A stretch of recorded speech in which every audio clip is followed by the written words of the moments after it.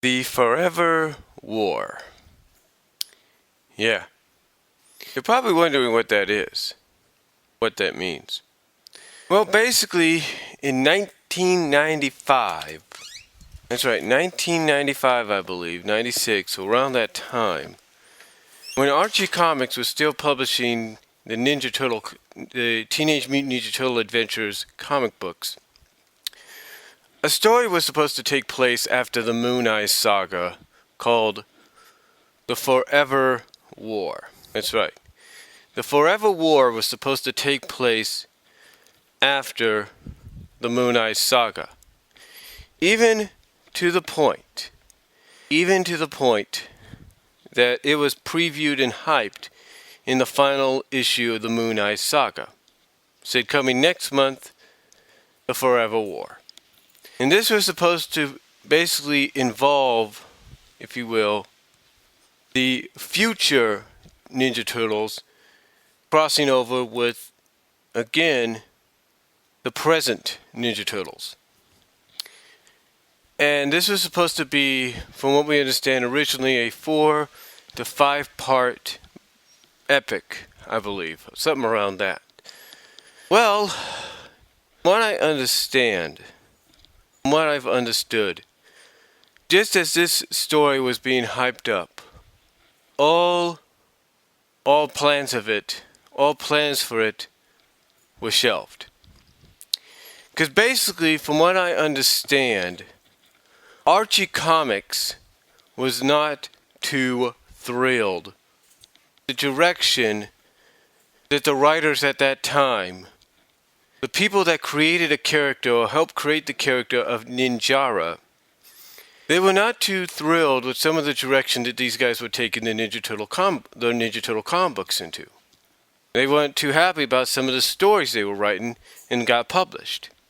They were basically, from what we understand, they were basically getting sick and tired of it, and they wanted to cut ties with them, or they wanted them to stop.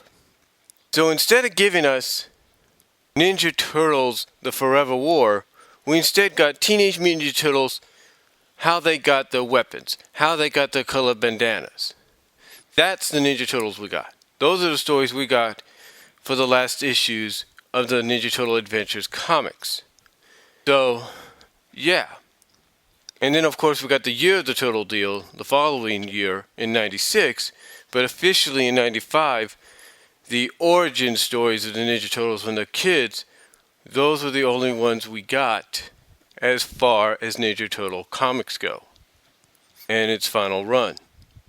Now, some people might think and say, well, why didn't they do Forever War? You know, people might ask that, and again, it's all because of indifferences.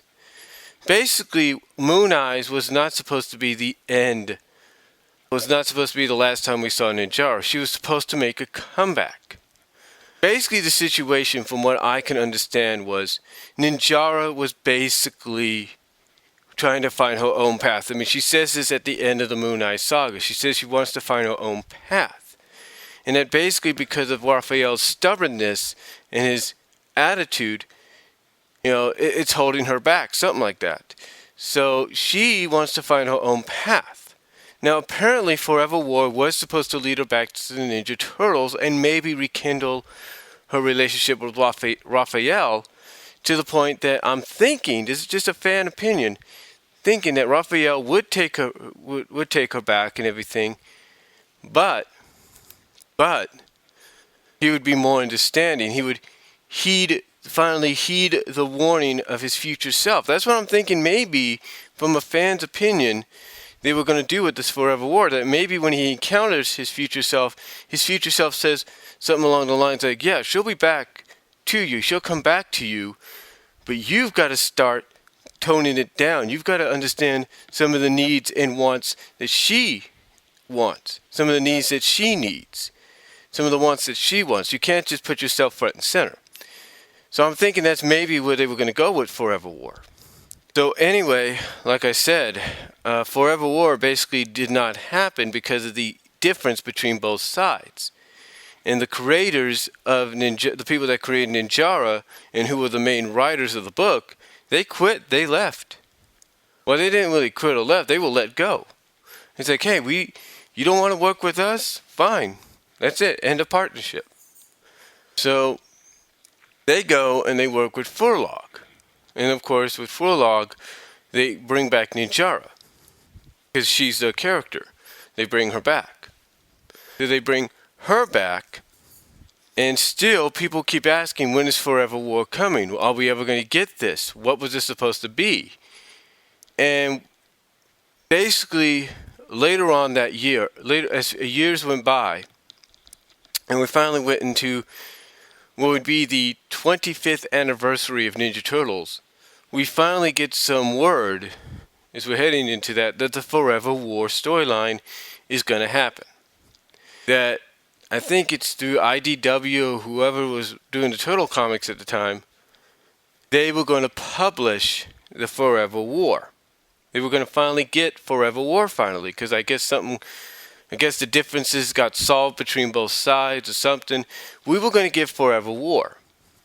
And just when it looked like, even to the point that we had a preview cover of Forever War in graphic novel form, just when that's about to happen, Nickelodeon gains ownership of Ninja Turtles. That's right. And this time it's Peter Laird. Peter Laird is the one that once again is one of the reasons Forever War didn't take place. Now I can understand. Now here's one thing I don't understand by that. You know, here's a story that everybody's looking for. Has been looking forward to. Everybody wants to see what Forever War is about. Now apparently the Shredder that we get there that returns in this Forever War is a more brutal, more violent Shredder. From what I understand, from what I've read. And from what some of the sketches and the pictures and all that have indicated, he's a more violent version of himself. He's more like, take no prisoners, kill and ask questions later kind of guy. So we're getting that Shredder in this story, right? And apparently all the sketches are showing characters making their returns, Ninjara being one of them. Omulus, or whatever the blue skin lady is from the story where the Turtles go to Jerusalem, where Turtles and Ninjara and April go to Jerusalem, she comes back. So you got all these enemies and allies making a returns for this 4-part, maybe 5-part epic, right? But then news gets around that they want to scale it down maybe to 3. Okay, fine, 3 issues. Okay, no problem. But then, like I said, Peter Laird sells his rights of the Turtles, majority of them, of the Turtles, to Nickelodeon and Viacom, and thus any chance for Forever War happening goes along with that. Now, when I look at Forever War, seeing as this is the 30th anniversary year of the Turtles, officially, I look at Forever War, and I look at a story that potentially had a lot going for it. I mean, here's a story that was not only going to be bringing back a character, a very popular character, mind you, in Ninjara, but was going to bring back a lot of other characters, like the Omulus, like the, I can't think of her name right now, but the blue skin lady from the Turtles' trip to Jerusalem. They were going to bring her back. They're going to bring back all these characters for this one epic deal. And it gets basically taken away the first time, not just because of maybe Peter Laird, but mainly because of Archie Comics and the head honchos there not being happy with the direction that the characters were going in. Well, not just the characters, but the stories were going in. And that they wanted to go into, and that instead of continuously going in that direction, which to me was a very positive direction,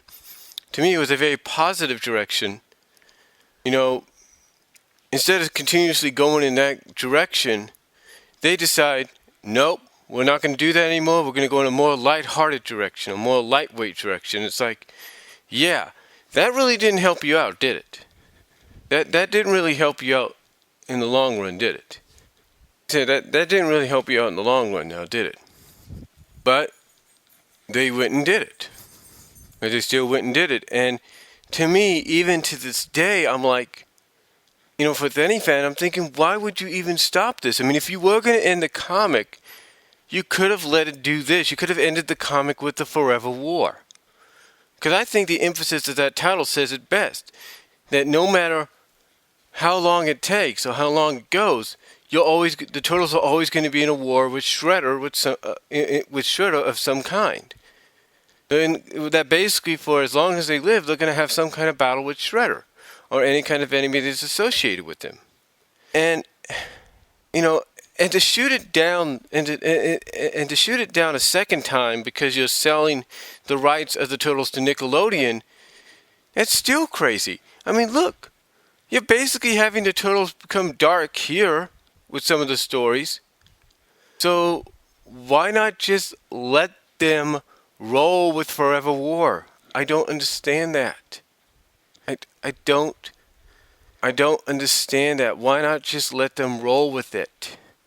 You know what I'm saying? Why not just let them roll with it? Why not, give IDW, and Mirage and the Ninjara's creators, if you will, the chance to finish the story, get it done with, get it out of the way, get it published so that you don't have to worry about it anymore.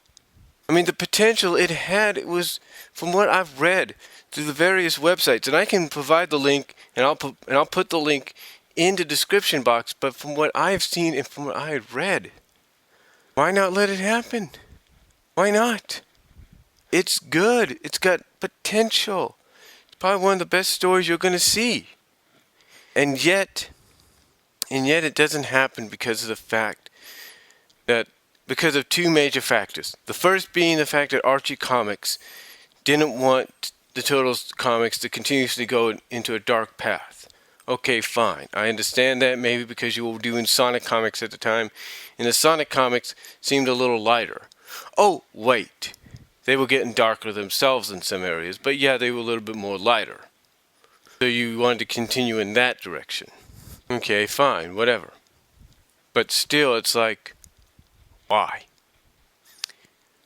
Why give it up twice? I mean, couldn't you have put in some kind of clause in a contract and said, hey, you got to let IDW do the Forever War, so that way it's done now the way? I would have. But they didn't. They didn't do that. And to me, that's what makes me pissed off. And I think that's what makes any Turtle fan pissed off. And I'm even mentioning, and I can even include the guys that wanted this story to be published because they're the ones that were writing it. They're the ones that sketched it. They are pissed off because it's never going to happen. Now, I'm not saying, there's an old saying of never say never, but still, right now, it doesn't seem like it. But I do hope, in a sense, they do get it done, that it does happen. Because now it's the 30th anniversary, and we haven't seen it yet. We haven't seen it yet. So, I hope it does happen. And I hope it's done, and I hope it gets published the way it was originally meant to be. No edits, no character changes, nothing. Just done the way it was originally meant to be. And I guarantee you this, that happens, you're going to have fans that have been waiting nearly 20 years. You're going to have some happy fans. Because that's right, it's going to be 20 years next month. Well, not next month, but next year. It's going to be 20 years next year since this never happened. It's going to be 20 years.